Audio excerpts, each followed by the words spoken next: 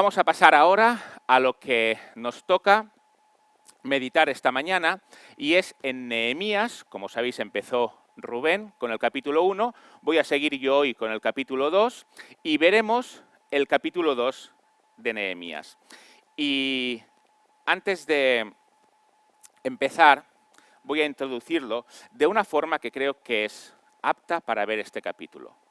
Y es que dicen que para que en donde hay mucha gente nos llevemos bien, hay dos temas que se tienen que evitar para que no haya roces. Uno de ellos es la política y el otro es la religión, ¿verdad?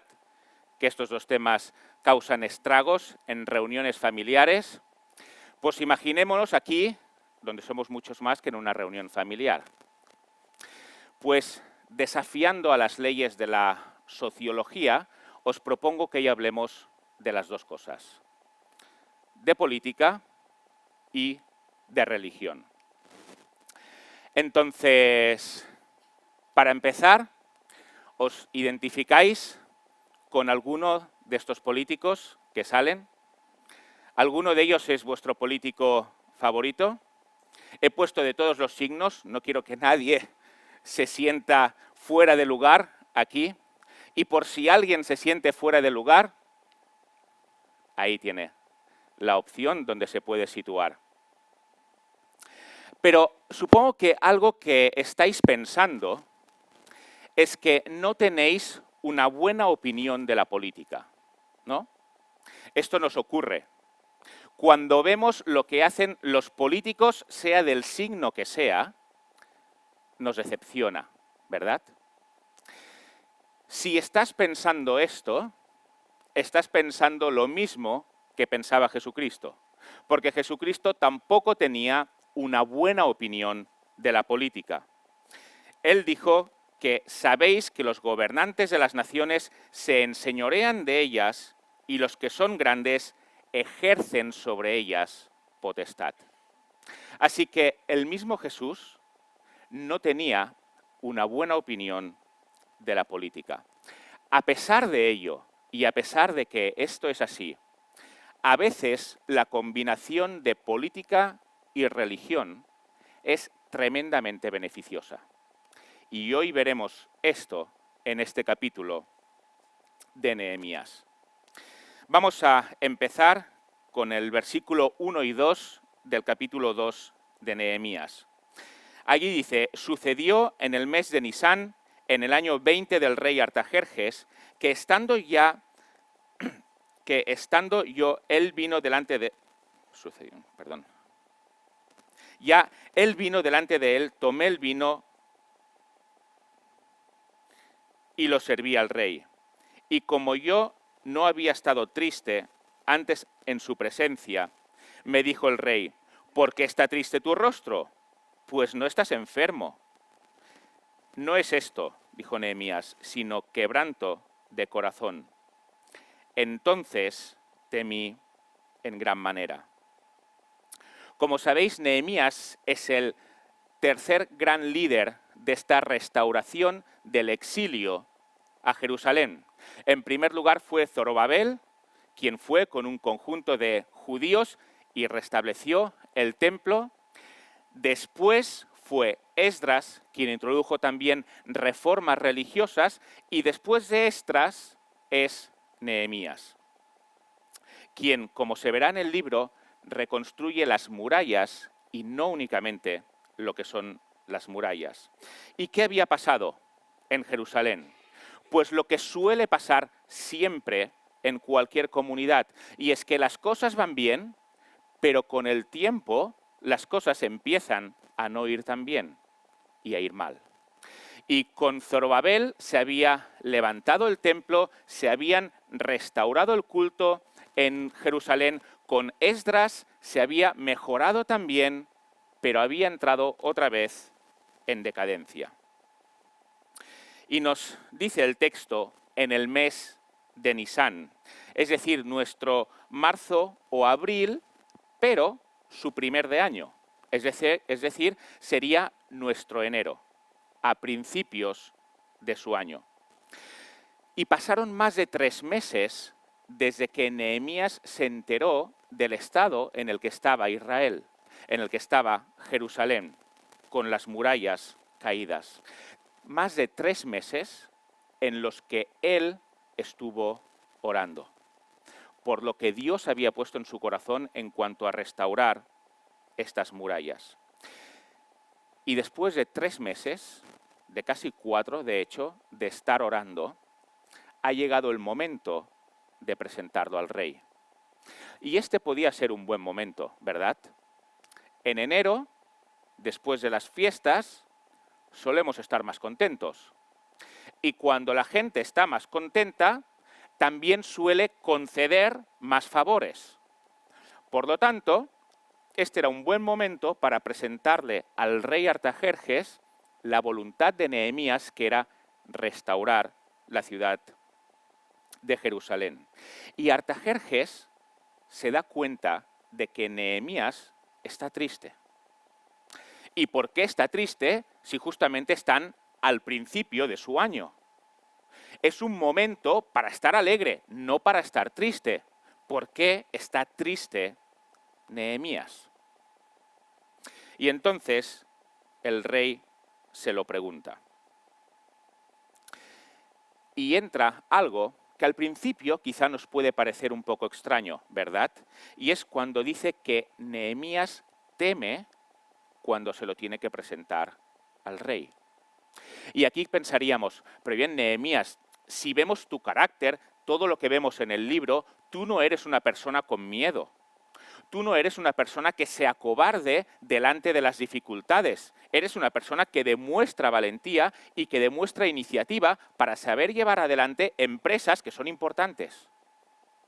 ¿Por qué ahora, después de haber estado orando casi 4 meses, tienes miedo de presentarle al rey tu petición? Pues bien, en primer lugar, todo lo que Nehemías tenía en su corazón y todo lo que él había planeado hacer dependían de ese momento. Si el rey Artajerjes decía que no, todo por lo que había estado orando y por lo que tenía compungido el corazón se vendría al traste. Pero no solo eso, sino que la petición que le iba a hacer a Artajerjes no era una petición fácil.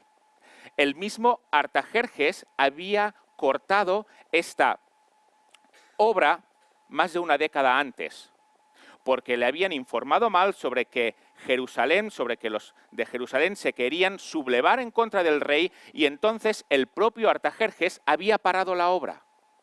Por lo tanto, ahora Nehemías le va a pedir algo a Artajerjes que el mismo Artajerjes había impedido. Y era algo importante y vital para Nehemías. De manera que, aunque Nehemías había estado orando de una forma especial durante mucho tiempo, ahora teme, porque todo depende de este momento. Sigue diciendo el versículo 3, y dije al rey, para siempre viva el rey. ¿Cómo no estará triste mi rostro cuando la ciudad, casa de los sepulcros de mis padres, está desierta y sus puertas consumidas por el fuego? Me dijo el rey, ¿qué cosa pides? Entonces oré al Dios de los cielos. Y dije al rey, si le place al rey, y tu siervo ha hallado gracia delante de ti, envíame a Judá, a la ciudad de los sepulcros de mis padres, y la reedificaré. Entonces el rey me dijo, y estaba la reina sentada junto a él, ¿cuánto durará tu viaje y cuándo volverás? Y agradó al rey enviarme después que yo le señalé el tiempo. Nehemías no había vivido nunca en Jerusalén. Sí había estado, pero no había sido su hogar. Nehemías nació en el exilio. Él no conoció los años dorados de Jerusalén cuando el templo estaba en su máximo esplendor y cuando para la Pascua todos los israelitas iban ahí, traían los sacrificios y alababan a Dios. Algo que los primeros exiliados recordaban con mucho dolor que ya no se volvería a repetir porque Nabucodonosor había destruido el templo, pero Nehemías no estaba en este grupo. Él nunca había visto el templo en su máximo esplendor. Él había nacido en Babilonia. Entonces, ¿cómo es que Nehemías tiene este deseo por Jerusalén? Si es algo que no ha vivido, es algo que él no ha experimentado. Es más, Nehemías puede ser un buen creyente en Babilonia. Allí tenían las sinagogas, de hecho las crearon en Babilonia para poder recordar y aprender sobre la ley de Dios. Él podía ser un buen creyente en Babilonia y no tenía por qué recordar ese tiempo pasado que no había vivido. Pero a pesar de no haberlo vivido, a pesar de tener las sinagogas donde se podían reunir y los persas daban mucha libertad religiosa, su corazón estaba en la Jerusalén destruida. Y él no la había destruido. Y él no había sido de los judíos que se portaron mal, que desecharon al rey, al Dios de Israel, y por culpa de ellos Jerusalén había sido destruida. Él no era de estos tampoco. Él tampoco había provocado la destrucción de Jerusalén. Pero su corazón estaba en Jerusalén. ¿Por qué Nehemías piensa así? Porque el corazón de Nehemías está alineado con el corazón de Dios. Y cuando alguien tiene su corazón alineado con el corazón de Dios, las cosas que le duelen a Dios son las cosas que le duelen a él. Aunque no haya sido su culpa, aunque él no haya hecho nada para provocar esa mala situación, y es más, aunque él no haya vivido la buena situación, da igual. ¿Cuál es el corazón de Dios y por qué se duele Dios? Y aunque yo no haya vivido esto, me hago cargo de esto para actuar. Este es el motivo por el que Nehemías se preocupa por una situación en la que muchas otras personas no se preocuparon, porque su corazón estaba alineado con el de Dios. Y algo que vemos en este capítulo y que vemos en todo el libro de Nehemías es que esta alineación del corazón de Dios con el corazón de Nehemías es debido a la oración. Nehemías es sobre todo una persona de oración. Él ora y Dios pone en su corazón. Lo hemos leído, ¿verdad? Dios pone en su corazón. ¿Y por qué en el de Nehemías y no en el de otros? Porque Nehemías ora. Los judíos habían tenido la oportunidad de restaurar Jerusalén y no terminaron haciéndolo. Pero ahora se levanta una persona que ora y que Jerusalén le preocupa y se dispone a arreglarla. Y algo que vemos en esta dependencia de la oración es que en el mismo momento de la petición ora. Qué bonito esto, ¿verdad? Y diríamos, Nehemías, has estado orando casi 4 meses por este momento. Ha habido suficiente oración acumulada para que el rey te diga que sí. ¿Por qué oras en el preciso momento? Pues porque dependo de Dios. En todo.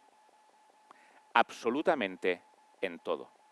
Y cuando llega el momento, a pesar de que hay mucha oración acumulada, Nehemías es consciente de que depende de Dios. Y en el momento de presentarle la petición, ora. Y algo que vemos también aquí es que esta combinación de religión y política tiene sus efectos positivos. Y aquí Nehemías está usando sus habilidades políticas. Fijémonos que es importante cómo presenta el caso. Le dice al rey, la ciudad, casa de los sepulcros de mis padres, está desierta y sus puertas consumidas por el fuego. Que profanaran una tumba es algo que a Artajerjes le dolería mucho si hubieran profanado la tumba de sus antepasados, porque como pasa en muchas de las civilizaciones, veneran a sus antepasados. Y los persas no eran una excepción. Por lo tanto, Artajerjes podía entender perfectamente que profanar una tumba provoca dolor. Y Nehemías enfoca su atención en los muertos en lugar de en los vivos, a pesar de que tenía mucho interés en los vivos. Pero él sabe cómo presentar esta petición delante de Artajerjes. ¿Por qué? Porque además de ser un buen creyente, un buen judío, es también un buen político y alguien que usa la política para fines correctos. Los judíos tenían un largo historial, como sabéis, de rebelarse en contra del rey que los estuviera oprimiendo. Nabucodonosor les venció, pero deja un rey en Jerusalén y al final el rey se acaba rebelando. A los judíos no les gusta, igual que a ningún pueblo, que los opriman. Y tienen una larga historia de rebelarse en contra de ellos.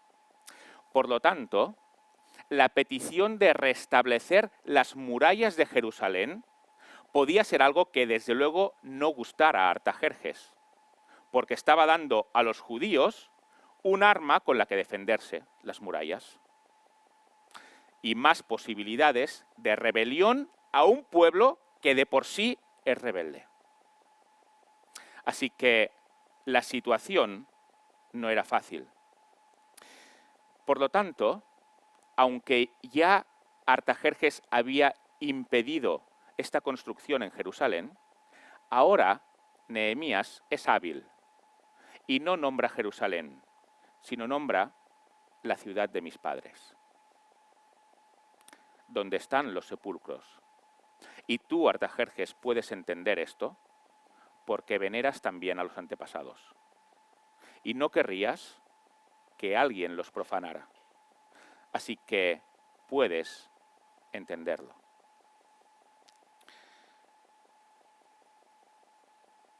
Es hábil, ¿verdad? Nehemías. Vemos como la política en sí no es mala. El problema es que la hemos corrompido. Pero la política puede ser muy útil incluso en los planes de Dios. Nehemías ya tenía todo preparado, ya tenía todo pensado y entonces se lo expone al rey. Versículo 7 dice, además dije al rey, si le place al rey, que me den cartas para los gobernadores al otro lado del río, para que me franqueen el paso hasta que llegue a Judá, y carta para Asaf, guarda del bosque del rey, para que me dé madera para enmaderar las puertas del palacio de la casa, y para el muro de la ciudad, y la casa en que yo estaré.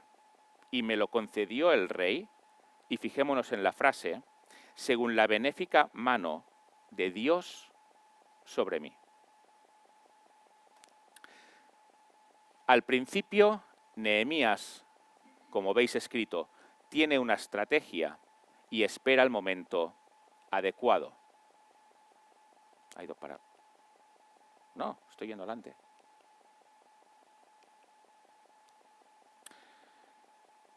El corazón de Nehemías coincide con el corazón de Dios. Disculpad, esto lo había visto antes.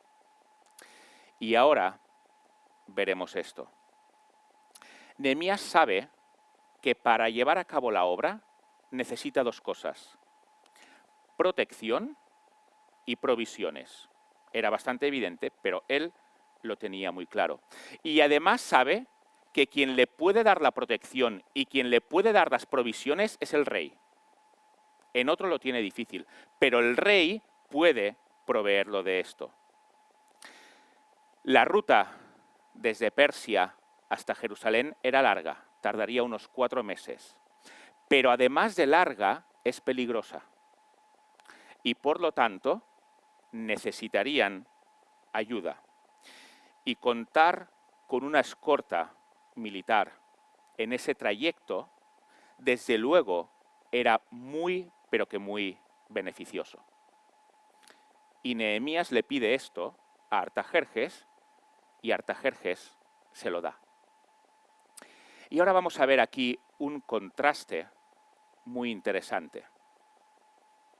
Esdras se había encontrado con una situación similar más de una década antes. ¿Y qué es lo que hizo Esdras? La situación similar me refiero al hecho de tener que ir desde Persia hasta Jerusalén. La misma ruta, una ruta que podía llevar peligros. ¿Y qué es lo que hizo Esdras? Esdras 8:22 dice: la mano de nuestro Dios es propicia para con todos los que le buscan. Y por este motivo, Esdras no pidió ninguna escolta al rey. Porque Esdras dijo: si esta es la voluntad de Dios, Dios nos va a proteger en todo el camino y llegaremos sanos, no porque ningún rey nos provea de protección, sino porque es Dios quien nos provee de protección. Y llegaron. Pero ahora tenemos a Nehemías, y Nehemías no tiene este razonamiento. Nehemías pide una escolta al rey para que le protejan en todo el camino.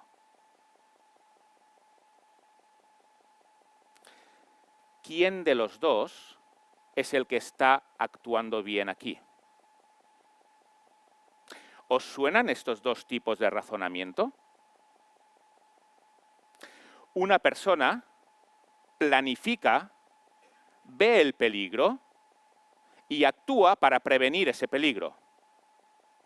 Y otra persona ve el peligro y dice: Dios me va a proteger, voy a tirar adelante. Dos formas de proceder distintas. ¿Cuál es mejor? ¿Cuál está más de acuerdo a la voluntad de Dios? ¿Cuál es más espiritual? ¿Nehemías o Esdras? ¿El que va sin escolta o el que va con escolta? ¿Quién de los dos? Esto es una lección para nosotros, porque evidentemente son los dos. No es más espiritual el que dice: por favor, que no operen a mi familiar porque voy a orar por él y Dios lo va a sanar. Que el que dice: voy a orar por él y que los médicos actúen también. Nehemías. Voy a orar por él y se va a sanar sin intervención. Esdras. ¿Es uno más espiritual que otro? ¿Es uno más válido delante de Dios que otro?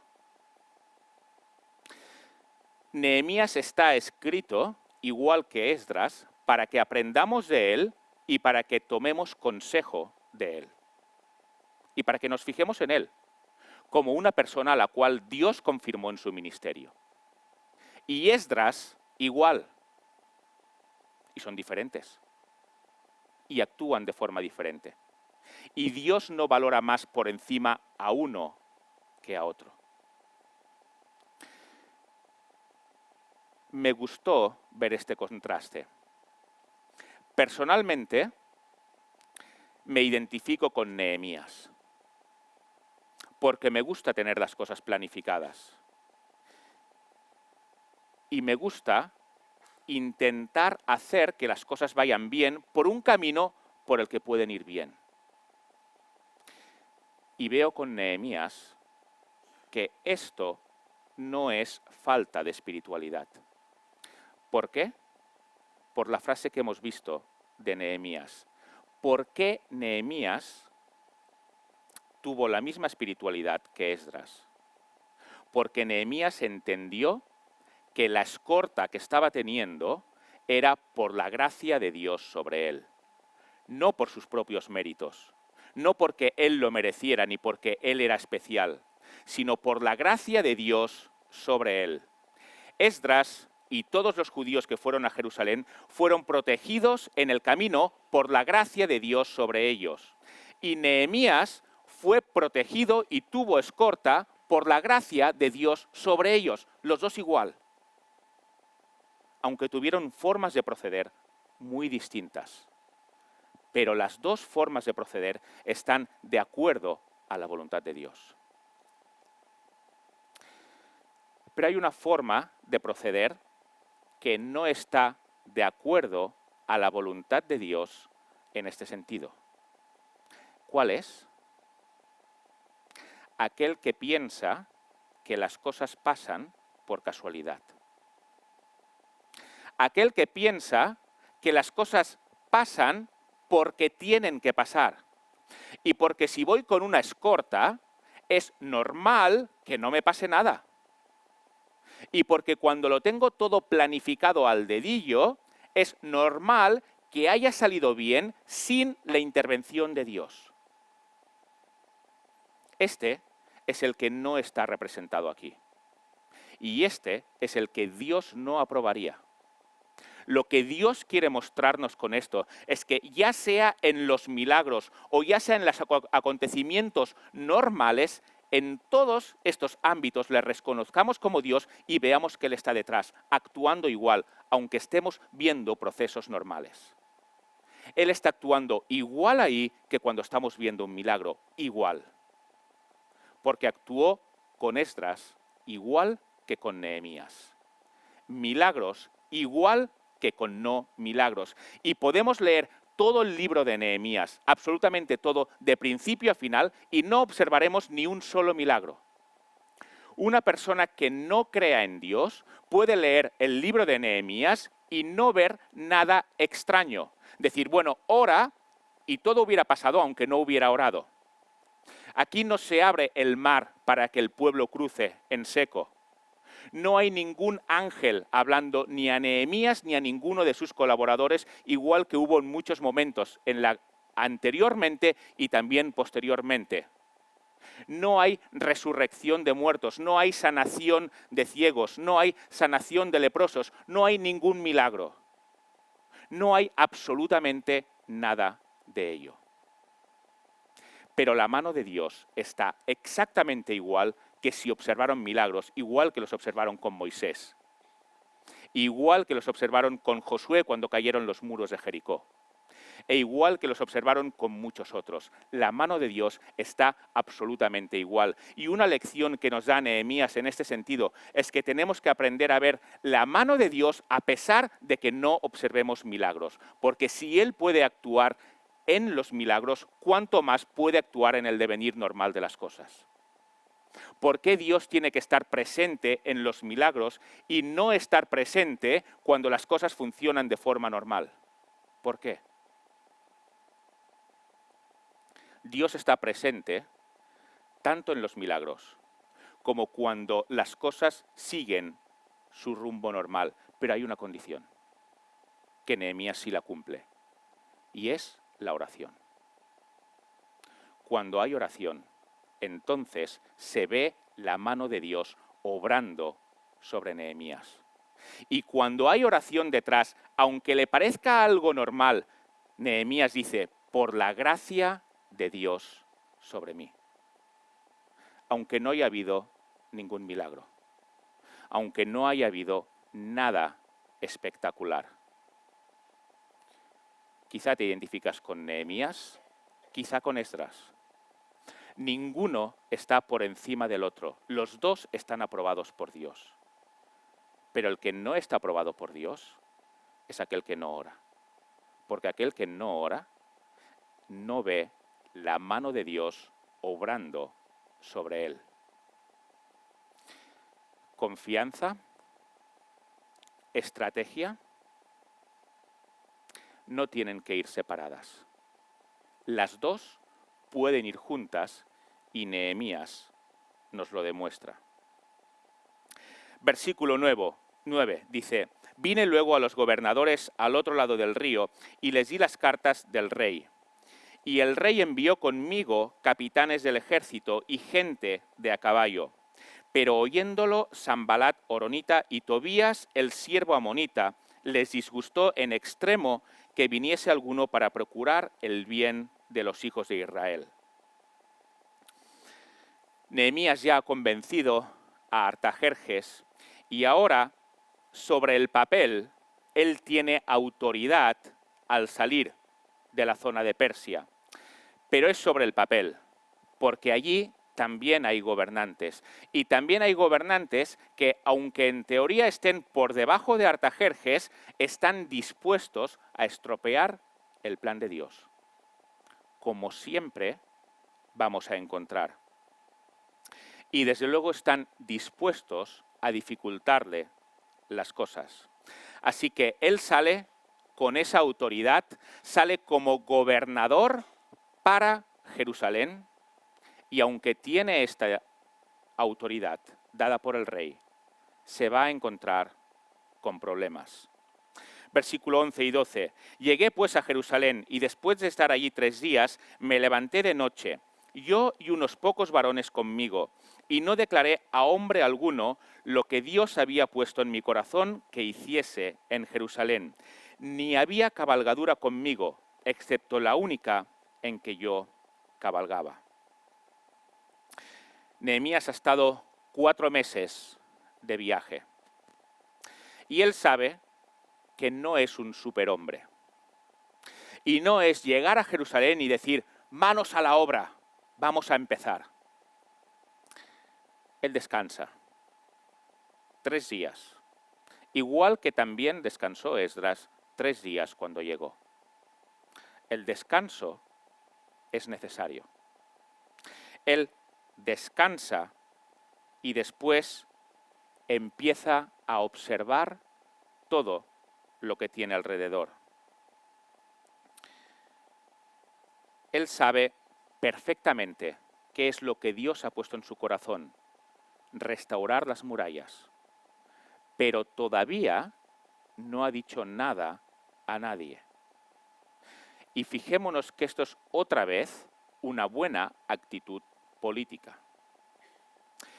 Allí tiene enemigos. Sanbalat, Tobías y un tercero que veremos están dispuestos a intentar arruinar lo que Nehemías quiere hacer. ¿Y qué hace Nehemías? Actúa como un buen político, otra vez, y no dice nada de sus planes para que sus enemigos no se puedan preparar. Versículo 13. Y salí de noche por la puerta del valle hacia la fuente del dragón y a la puerta del muladar, y observé los muros de Jerusalén que estaban derribados y sus puertas que estaban consumidas por el fuego. Pasé luego a la puerta de la fuente y al estanque del rey, pero no había lugar donde pasase la cabalgadura en que iba. Y subí de noche por el torrente y observé muro y di la vuelta y entré por la puerta del valle y me volví. No sabían los oficiales donde yo había ido, ni qué había hecho, ni hasta entonces lo había declarado yo a los judíos y sacerdotes, ni a los nobles y oficiales, ni a los demás que hacían la obra. Él actúa con sabiduría y actúa también de una forma políticamente responsable, y él va ganándose poco a poco el apoyo de los líderes locales. Él, sobre papel, era el gobernador, pero si empezaba a mandar de buenas a primeras, seguramente se encontraría con oposición. Así que él observa y habla, y que le vean, y que los líderes locales le vean preocupado por la situación que está viendo allí. De esta forma, ellos saben que se identifica con lo que quiere hacer. Y Nehemías da esta vuelta que nos la describe de una forma muy exhaustiva, porque Nehemías tiene que calcular muy bien todo lo que tiene que hacer. Él necesitaría mucha mano de obra y muchas provisiones para poder reconstruir el muro. Él iba a dirigir esta reconstrucción del muro y lo que no podía pasar es que a media reconstrucción dijera, ostras, nos hemos quedado sin piedras. ¿Y ahora qué hacemos? O no tenemos suficientes obreros para hacer todo lo que habíamos pensado. Esto no podía pasar. Por lo tanto, Nehemías planifica y tiene una estrategia y se preocupa por observar muy bien todo lo que tiene que hacer. Construir este local, tal y como está ahora, ha costado mucho sacrificio. Ha costado mucha planificación. Que se lo digan a Javi y a todos los que con él han colaborado. Muchísima planificación. Y no sería lógico empezarlo y a mitad de las obras decir, ostras, nos hemos quedado sin dinero. ¿Y ahora qué hacemos? Todo tiene que estar bien planificado, ¿verdad? Y a pesar de ello, aquí tenemos la ventaja de que si falta algo, se puede ir en 20 minutos al Leroy Merlin y lo compras. O a cualquier otro sitio.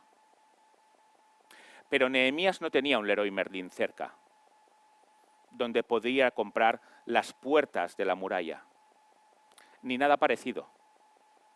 Él tenía que planificarlo muy bien, porque la madera venía de lejos, las piedras, los obreros. Y él se preocupa y anda por todos los sitios que tiene que reconstruir y calcula todo lo que va a necesitar para no quedarse a mitad de la obra, sino terminar el proyecto que Dios le había encomendado.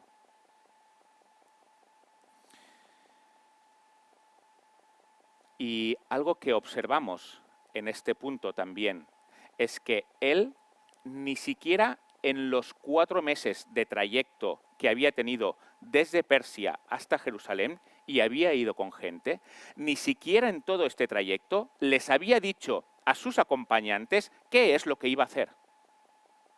Él tenía este secreto muy bien guardado, lo tenía muy claro, pero lo tenía muy bien guardado. Voy a hacer esto, y para hacer esto tengo que ser cauteloso.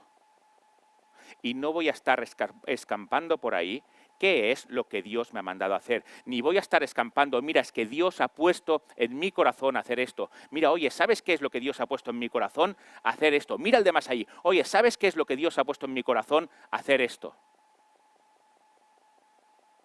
Él no va publicando lo que él quiere hacer, ni la grandeza de lo que quiere hacer. Él se calla.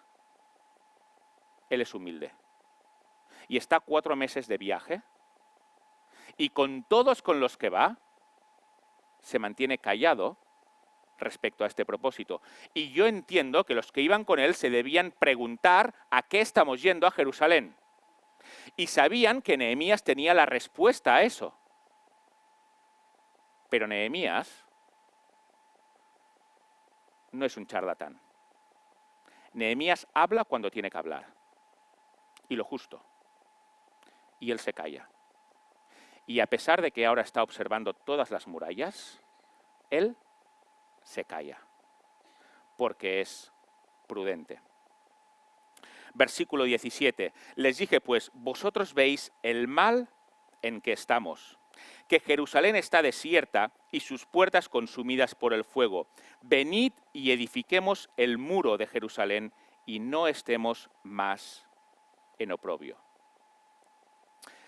Ahora Nehemías ha dejado de ser un observador de toda la situación de Jerusalén y ahora se está convirtiendo en el gobernador que Artajerjes le ha habilitado para ser. Ahora se está convirtiendo en el líder que va a llevar adelante sus propósitos. Aquí empieza a ejercer como líder. Y algo que vemos y que es muy interesante también es que él se incluye dentro del mal. Él dice, ¿veis el mal en el que estamos. No es, veis el mal en el que estáis. Y yo, desde Persia, he venido a ayudaros. Porque vosotros no sois capaces de hacer lo que se tiene que hacer. Así que yo, que sí soy bueno, que sí estoy en las manos de Dios, vengo a ayudaros. Es como si Él, en principio, si no fuera de ellos, venga, ven que te voy a subir a donde yo estás. Y lo sube.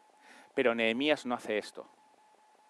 Nehemías baja donde están ellos y les dice, ahora vamos a subir todos. Me identifico con vosotros, aunque yo no soy el causante de esto, me identifico con vosotros y ahora vamos a ponernos a trabajar.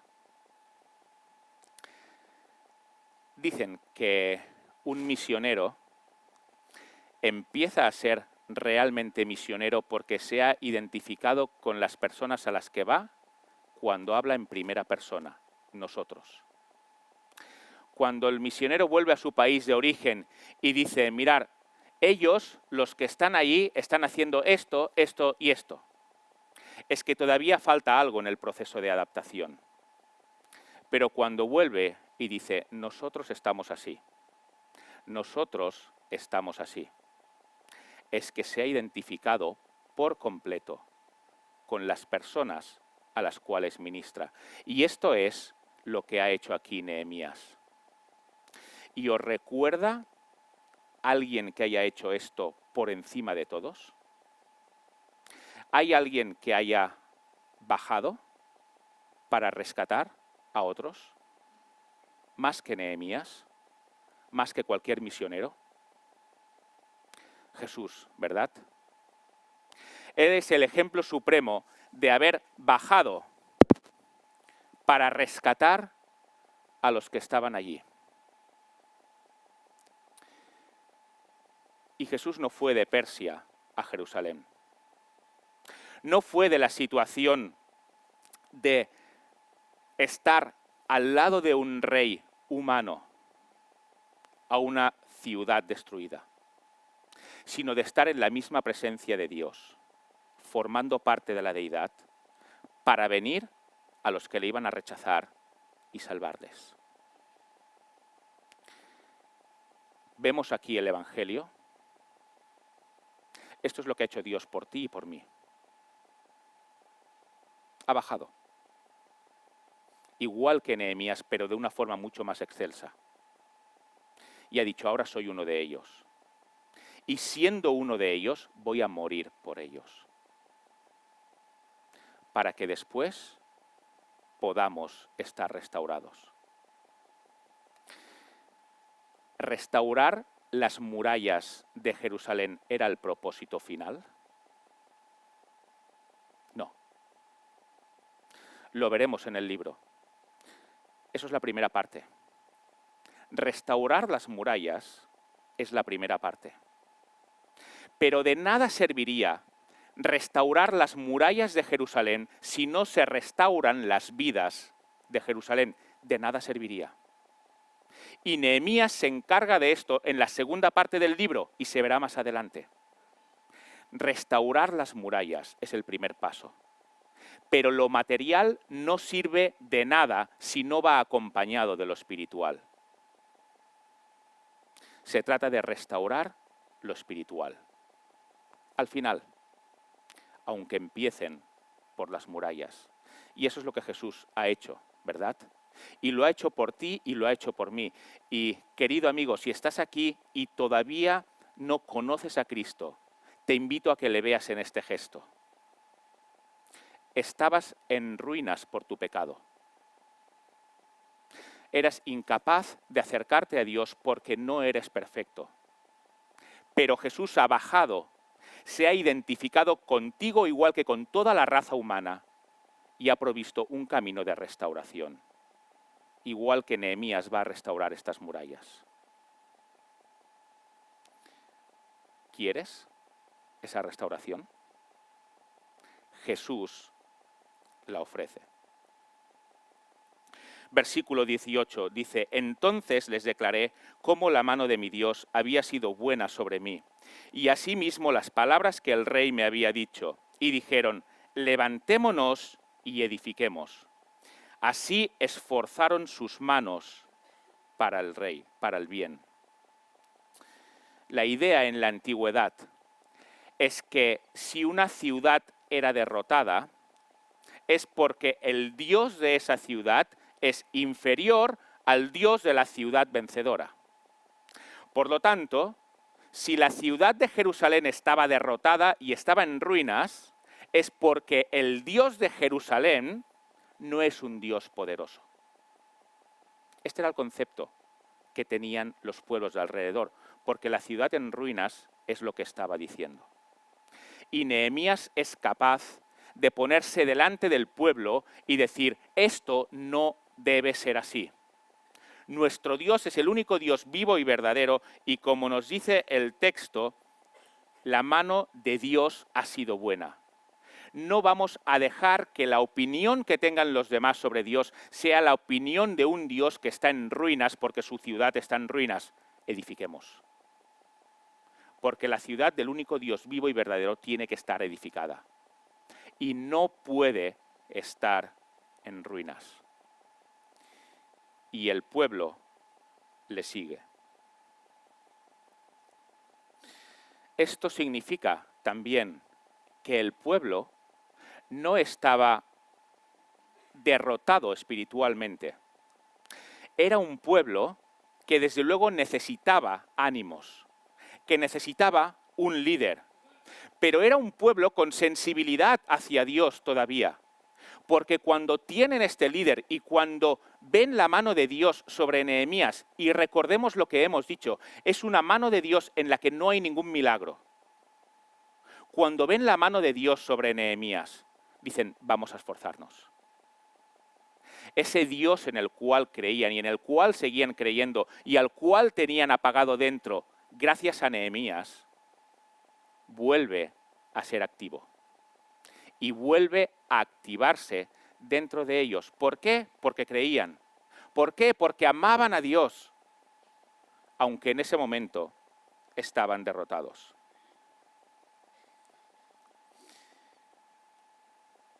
Voy a ir más rápido, pero cuando lo oyeron Sanbalat, Horonita, Tobías, el siervo amonita, y Gesem, el árabe, hicieron escarnio de nosotros y nos despreciaron diciendo, ¿qué es esto que hacéis vosotros? ¿Os rebeláis contra el rey? Y en respuesta les dije, el Dios de los cielos, Él nos prosperará. Y nosotros, sus siervos, nos levantaremos y edificaremos. Porque vosotros no tenéis parte, ni derecho, ni memoria en Jerusalén. No hay obra de Dios sin oposición. Mientras Jerusalén estaba destruida, aunque vivieran personas no dentro de Jerusalén, que estaba mal, pero sí en la campiña alrededor, no representaban una amenaza para nadie. Por lo tanto, no había oposición. Sanbalat estaba por ahí, él era gobernador de Samaria, había extendido un poco su dominio y había llegado a Jerusalén, pero no encontraba oposición. ¿Por qué? Porque la ciudad está destruida. Los muros no la protegen. Por lo tanto, no hay nada de qué preocuparse y no hay oposición. Pero ¿qué es lo que pasa cuando el pueblo de Dios se pone a trabajar para Dios? ¿Qué es lo que pasa cuando el pueblo de Dios oye su voz y le obedece? Oposición. Es una norma que no tiene prácticamente excepción. Cuando el pueblo oye la voz de Dios y le obedece, surge esta oposición. Y Sanbalat ahora veía amenazado su dominio, aunque no fuera sobre papel, pero sí era real, sobre Jerusalén. Porque ahora ha venido un gobernador por parte del rey, que es Nehemías, y este va a reinar aquí. ¿Y yo qué hago? Y Tobías se había incluso metido en temas religiosos y también se verá posteriormente. Y estos dicen, mira, no puede ser que vayáis a reedificaros. Vosotros estáis muy bien, calladitos y en ruinas. Estáis perfectamente, pero no vais a reedificaros. Pero si dicen esto, ellos van a reedificar. Entonces, ¿qué es lo que hacen? Voy a describir lo que estás haciendo como algo negativo y como algo que te va a traer problemas, para que de esta forma pares en tu empeño. No hay nada nuevo debajo del sol, ¿verdad? Una estrategia súper antigua. ¿Qué vas a reedificar? Eso es porque estás en contra del rey. Y eso es porque te vas a sublevar contra el rey. Y cuando yo me chive al rey, entonces vas a tener problemas. Así que insultos y amenazas para que paren la obra. ¿Y cuál es la reacción perfecta y política de Nehemías? Él no se pone a discutir. Él no les dice, mira, Sanbalat y Tobías y Gesem, mira, de verdad que no queremos rebelarnos en contra de Artajerjes. De verdad no hacemos por esto. Esta es la ciudad de nuestros padres, aquí están sus sepulcros y queremos reedificar esta ciudad y los muros, pero ya estaban. Solo vamos a hacer lo que ya estaba hecho, pero de verdad que no tenemos intención de rebelarnos en contra de Artajerjes. ¿Me crees, verdad, Sanbalat? Oye, fíjate, si quieres hasta te dejo que estés conmigo aquí para que lo veas. Nehemías no actúa así. ¿Por qué? Porque Nehemías sabe que lo último que le importa a Sanbalat es que Jerusalén se rebele en contra de Artajerjes. Le da igual eso a Sanbalat. Lo que él quiere es que esa ciudad continúe en ruinas, porque entonces Sanbalat y no Artajerjes continuará teniendo poder ahí. Pero si ellos construyen la muralla, entonces Sanbalat deja de tener influencia. No le importa al rey. Y entonces, ¿qué es lo que hace Nehemías?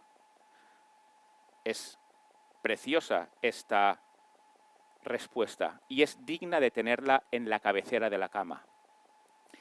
El Dios de los cielos, Él nos prosperará. Y nosotros, sus siervos, nos levantaremos y edificaremos. Porque vosotros no tenéis parte, ni derecho, ni memoria en Jerusalén. No voy a discutir. Pero que sepas, Sanbalat, que nuestro Dios, aunque ahora veas que es una ciudad en ruina, es un Dios poderoso. Y que nuestro Dios nos va a levantar. Y nosotros servimos a nuestro Dios y no a tu Dios.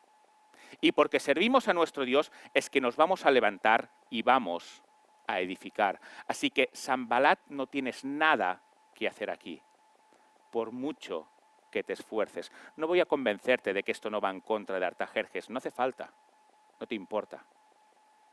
Lo que te debe de importar es que nosotros nos debemos a nuestro Dios y a nadie más. Y aquí termina tu papel. Esto nos ocurre a nosotros, ¿verdad? También. ¿Cuántas veces cuando nos alzamos contra ciertas políticas que hay, ciertos movimientos con los que no estamos de acuerdo, te dicen, ¿eso estás haciendo? Estás yendo en contra del rey. Estás yendo en contra de todo lo que la sociedad piensa. Ves con cuidado. No edifiques en este sentido, porque vamos a ir a por ti. Y entonces se crean ciertas palabras mordaza que son falsas, como homófobo o como muchas otras. ¿Esto estás haciendo? ¿Esto es lo que estás diciendo? ¿Estás diciendo que solo hay un camino de salvación? ¿Estás diciendo que el resto de religiones del mundo no son ciertas? Pero ¿de qué vas diciendo que tienes la verdad absoluta? ¿Pero quién te has creído que eres? Eres un orgulloso. Además, no solo eso, sino sobre todo, algo que no nos gusta, pero eres un intolerante. Porque no toleras a los demás. ¿Habéis escuchado esto? Cuando decís que Jesús es el único camino de salvación. Eres un intolerante con los demás. No, no soy un intolerante. Estoy diciendo lo que creo. Y lo que creo que es cierto para todos. Pero es más, aunque me llames intolerante, te amo. Y amo a todos los que me lo digan, igual que Jesús. Y como sirvo a este Dios, no voy a callarme. Voy a levantarme y voy a edificar. Aunque me digas lo que me digas, Sanbalat y todos tus descendientes, nos levantaremos y edificaremos. Esto es lo que quiere decirnos Nehemías. Así que recordemos, para terminar, Dios no actúa únicamente en los milagros. Dios está presente en la historia natural del mundo y concretamente en tu historia natural. Si Dios actúa en los milagros, tiene poder también para hacerlo cuando no hay milagros visibles, y Nehemías es una muestra de ellos. Pero ora.